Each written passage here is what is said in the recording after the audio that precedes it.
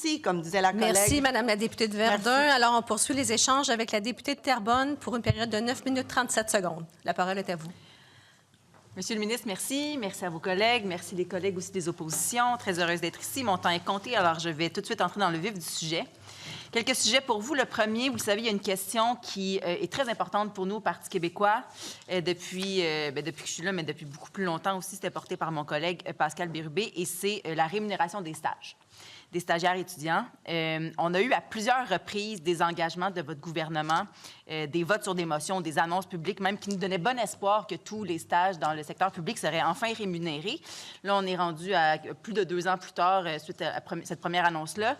Et on est encore loin du compte. Ce matin, je questionnais votre collègue à l'enseignement supérieur à ce sujet-là, et elle me disait qu'il n'y avait aucune intention à court terme, à l'automne, de rémunérer les stages. Donc, est-ce que vous soutenez cette décision-là de votre gouvernement qui, clairement, appauvrit nos jeunes? Bien, c'est-à-dire, pour les appauvrir, il aurait fallu enlever quelque chose qui existait et qui n'a pas été mis, c'est-à-dire... Mais je comprends le sens de la question. Donc, ce que je dirais, c'est que ce que j'appuie, c'est l'intention de notre gouvernement de le faire. Puis je pense que c'est intéressant parce que tous les gouvernements qui sont succédés l'ont pas fait. De notre côté, on a clairement dit qu'on voulait aller en ce sens-là. Maintenant, on a les enjeux budgétaires qu'on connaît cette année. Vous le savez très bien, vous nous le rappelez fréquemment. Donc, je pense que les gens peuvent aussi comprendre qu'il faut faire des choix. Mais qui, je pense, doit rassurer les Québécois et les Québécoises qui nous écoutent, c'est que notre intention, elle est là.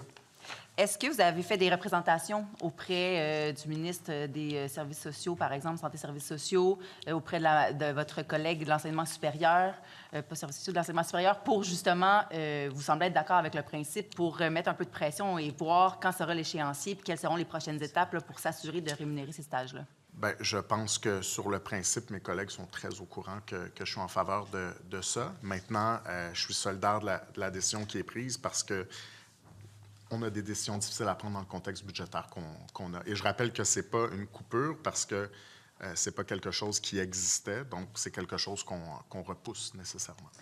Mais est-ce que c'est prévu d'ici la fin de votre mandat, d'ici 2026? Je pense que tout ça est en mouvement, donc je vais rester prudent. C'est le dossier de ma collègue, la ministre de l'Enseignement supérieur. Mais c'est ce que vous souhaiteriez, vous?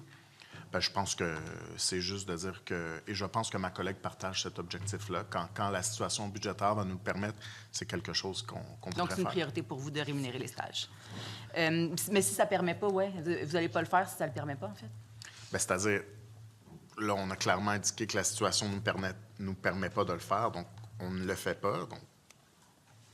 Donc, c'est une priorité, mais ça se pourrait que ça ne bouge pas.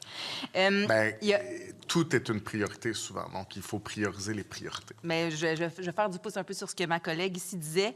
14 des bénéficiaires des banques alimentaires sont aujourd'hui des étudiants. Il y a près d'un jeune adulte sur 2 qui vit de l'insécurité alimentaire. On le voit dans les banques alimentaires, de plus en plus de jeunes qui sont là. On parlait des coupures de 200 millions dans les bourses perspectives. La plupart des stages du domaine public, un grand nombre en tout cas, ne sont pas rémunérés. Le coût de la vie augmente pour tout le monde. Ma collègue en a bien parlé. Ça touche notamment les jeunes avec l'augmentation des loyers, par exemple. Vous pensez...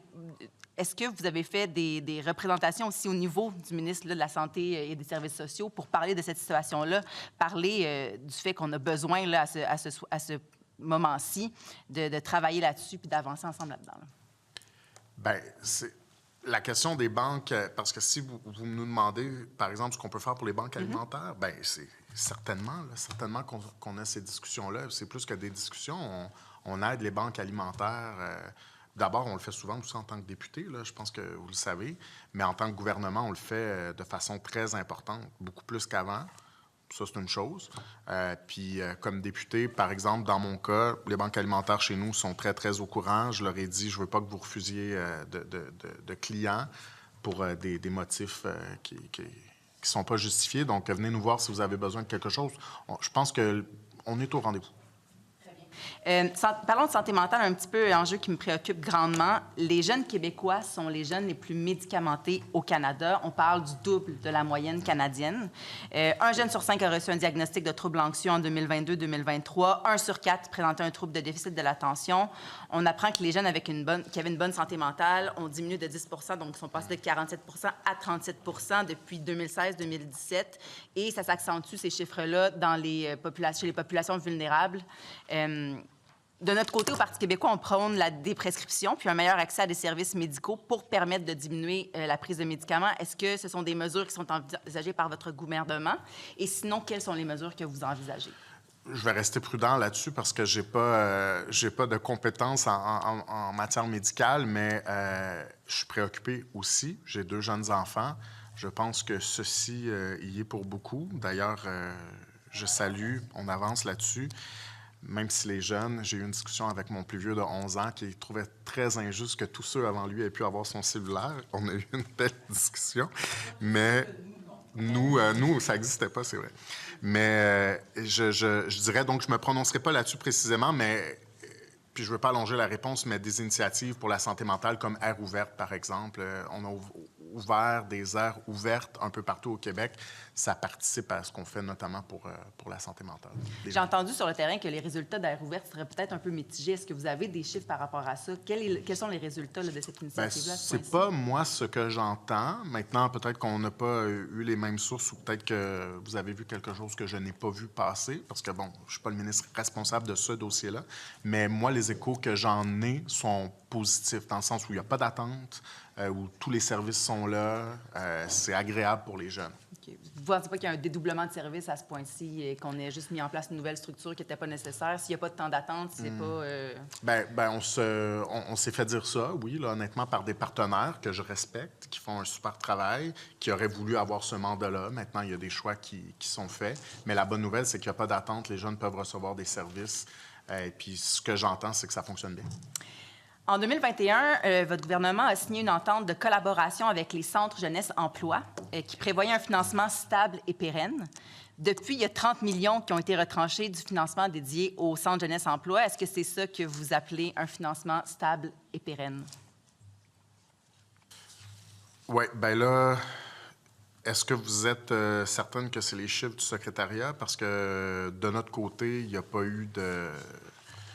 Peut-être globalement, ça vient d'autres ministères. Oui, c'est les chiffres qu'on nous a sortis, oui. C'est pas les chiffres que vous avez de votre côté? Bien, c'est pas les chiffres qu'on a de notre côté.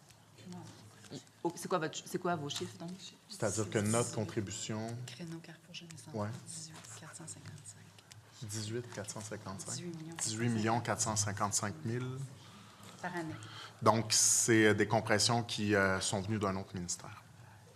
Ah, ou en fait, j'utilise le mot compression, mais là, encore une fois, je ne sais pas comment eux le qualifient. Là. Mais nous, de notre côté, il y a eu un maintien des sommes. OK. Donc, vous dites que l'entente qui avait été signée initialement là, en 2021, elle est là, elle est respectée, puis vous pensez que les coupures viennent d'un autre ministère. Bon, je vais faire mes vérifications de mon côté. Merci pour ça. J'aimerais parler d'intelligence artificielle avec vous.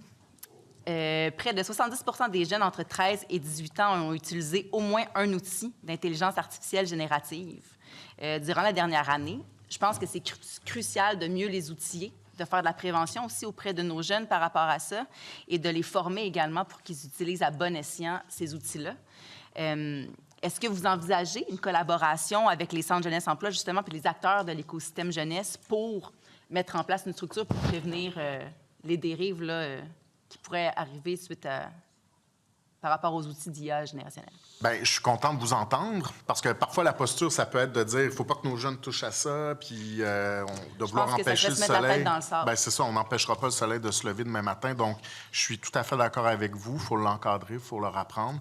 Puis, je vous invite à rester à l'écoute de notre nouveau plan d'action jeunesse. Donc, ça en fera partie. Vous aurez des annonces par rapport à ça? Ça se pourrait. Intéressant. Je vais rester à l'écoute. Il me reste combien de temps, Madame la Présidente? Il reste 33 secondes. Ah, bon. Peut-être si vous avez un petit quelque chose à nous dire sur les jeunes dans la rue, parce qu'on a vu que la phase de l'itinérance a changé, de plus en plus de femmes et de plus en plus de jeunes aussi. Est-ce que vous reconnaissez que l'itinérance chez les jeunes est un enjeu bien spécifique qui nécessite aussi des solutions spécifiques et qu'on doit sortir cet enjeu-là de l'enjeu global de l'itinérance pour avoir des solutions adaptées? Bien, je pense que